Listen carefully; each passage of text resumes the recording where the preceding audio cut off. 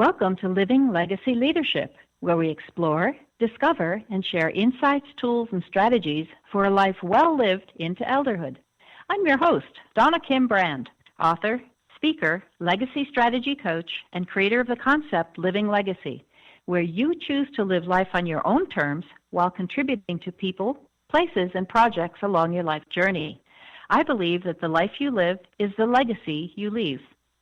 Now, the guests I bring to you each week all address some unique aspect of learning, leadership, or legacy. This helps you raise your own game as a leader in business and life, and also showcases some extraordinary people who exemplify living legacy leadership. At least once a month, I also offer a training session to skill you in game-changer thinking for your own application. So get your notebook ready or sharpen up your memory by tuning in your attention, and we'll dive right in. Now, we've brought you a very special lady who's come all the way from a long stint in the deserts of Saudi Arabia back to U.S. soil. It's Dr. Karen Rigamonte, who strongly believes that every life is worthy and has purpose, and that every relationship can be enhanced. She helps improving culture environments by skillfully teaching how to avoid toxic communication.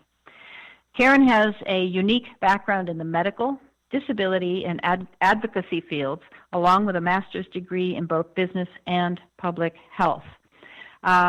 She has 3 adult children, one of whom has significant disabilities, and has spent over 30 years in working with and advocating for children and families in healthcare, the schools, and in the community. Dr. Karen, along with working with healthcare professionals and individuals facing healthcare issues and or special needs, has successfully lobbied state and federal legislatures in the U.S. to fund programs benefiting the disabled.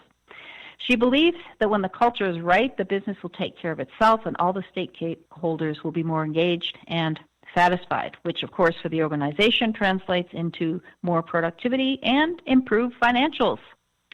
Now, in the healthcare industry, this translates to person-centered care, and we want to hear more about that from you, Dr. Karen. So in this auspicious setting, patients and families are more compliant and health outcomes improve, which ultimately is the goal of healthcare, at least should be. Dr. Karen resides in Baltimore, Maryland, having recently returned from living for more than 5 years in the Kingdom of Saudi Arabia. So welcome, Dr. Karen Rigamonte. Thank you, Donna. It's a pleasure to be here. Thank you. So you really have just recently come back to the U.S. after this stint in Saudi Arabia. Are you going through reverse culture shock, especially that you've landed in the time of a pandemic at the time of this recording?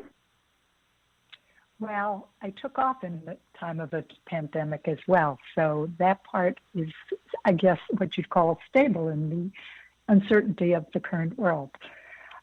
But what I am enjoying is the greenery around me and even seeing rain. Yeah, the things we very often take for granted. It's true. Now, you you have so many professional skills and credentials and so on. Your business card has just lines of credentials after them.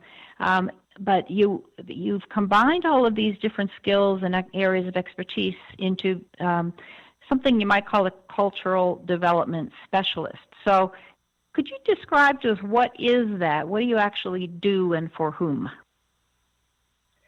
Well, I work on both individual cultures, team cultures, department cultures, family cultures, and of course organizational cultures and community cultures. They all require an individual looking internally to see how they are and coming to grips with that and working on themselves in order to expand and improve the team or the organization and the community. And when we learn to look through what I call 9 window panes, P-A-I-N, of pain, we can actually begin to address these. So it's very complicated, but culture is really something that's intentional. And when we do that, we actually get better results, better medical outcomes, better safety and quality products and services. We get more engaged and retained employees, and we get patients and family members or customers, clients who are much more satisfied. So it's a win-win for everyone, and interestingly enough, costs go down. Yeah, for sure. And I think nowadays, of course, a lot of us are familiar with the fact that medical institutions or establishments are, despite being in the healthcare field, are very much run with business principles. And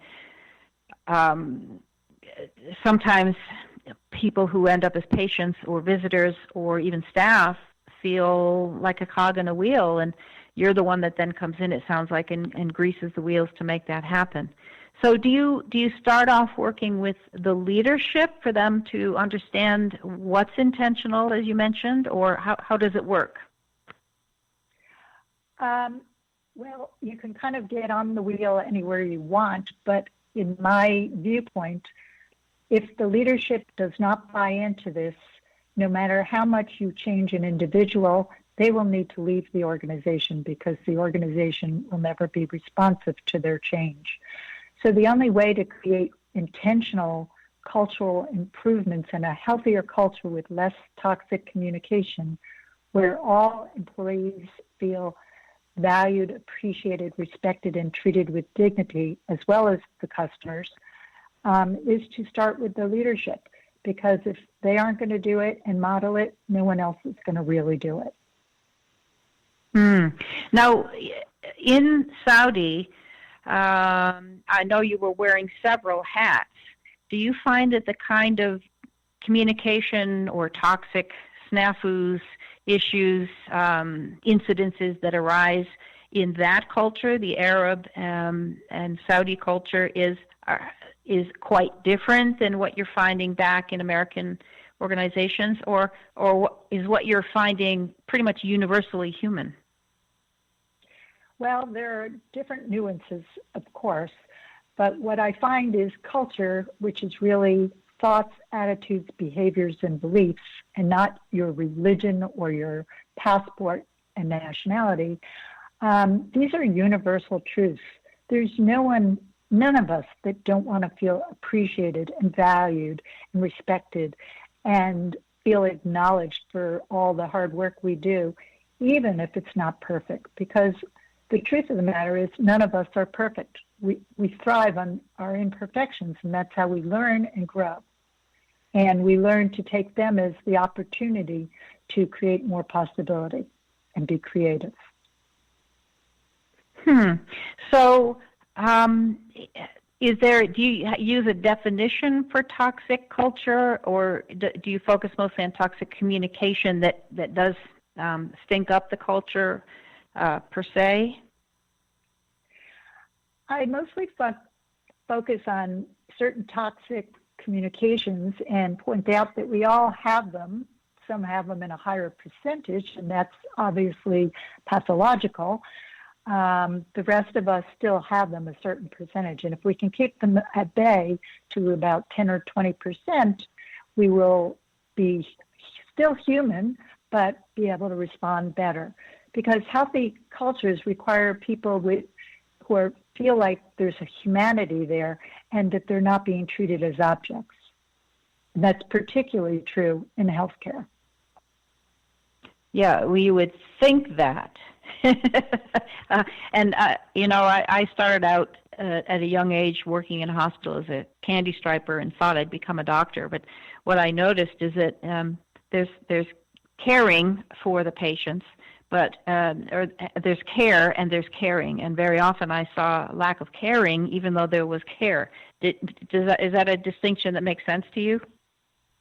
It not only makes sense, it's absolutely true. In fact, I even differentiate in caring the difference between kindness and compassion, because very often in our efforts to streamline service, we send somebody in and we hand them the gown and say, change here when you open it in the back or front, and we tell them how to go about things. And then we push them to the next, go into this room, now come into that room. Then you can get dressed now, then meet me out front. Here's your next appointment. But we never ask them, so how are you? What's important to you? How are you feeling? What is it like today? What's bothering you today? What makes you feel good or makes you feel less good? We don't see them as people. We just see them as fitting into our little line of service and expediting how we do things. Yeah.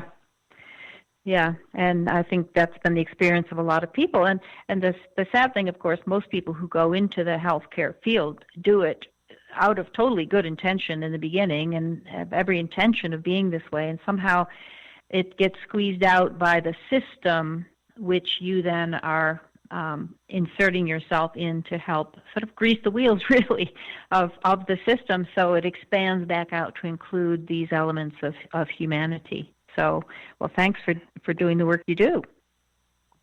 Oh, you're most welcome. I have to say that when you mention the system, that reminds me that very often when I'm providing interactive workshops, they respond, the people attending them, with, but it's the system. And I tell them there's two pieces of information. There's good news and bad news. The good news is that they are part of the system. The bad news is they are part of the system. So if they aren't willing to change, they're not going to be able to change anyone else. And that, unfortunately, is the reality, that we are the system, and it's up to us to make changes and do that as individuals and to remind those around us in a caring and empathetic way. Yeah. Actually, I just read a book called The Anatomy of a Calling, which was really exciting to me.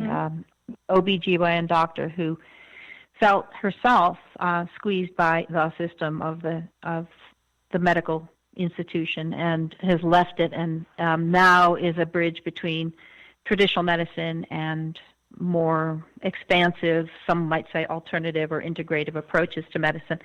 So Karen, I know you as someone who's got original, creative, as well as humane approaches to a lot of typical situations. And on your website, which is drkaren, drkaren.org, drkaren.org, it's very fascinating, so I recommend our listeners to look it up. But you mentioned a number of areas that you are cognizant in and you work with your various clients with on issues. So if I mention, like doing kind of like a lightning rod in a game show, if I bring up a couple of instances mentioned there, I'm throwing you under the bus here to ask you, how might a toxic either communication or culture show up with this situation, and maybe a suggestion as to how you might approach redressing it.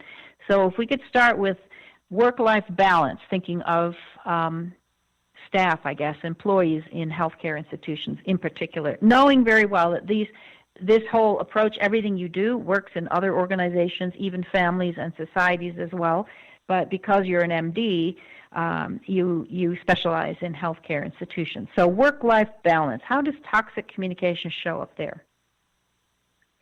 Well, the truth of the matter is toxic communication shows up everywhere, because it's when and it's very easy to do, we blame and criticize and judge everyone else, and we rationalize our own behavior, because I can always find the excuse of why I do something wrong, but what's wrong with you?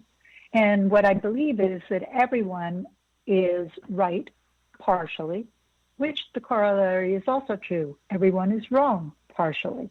And that's a very hard thing to accept.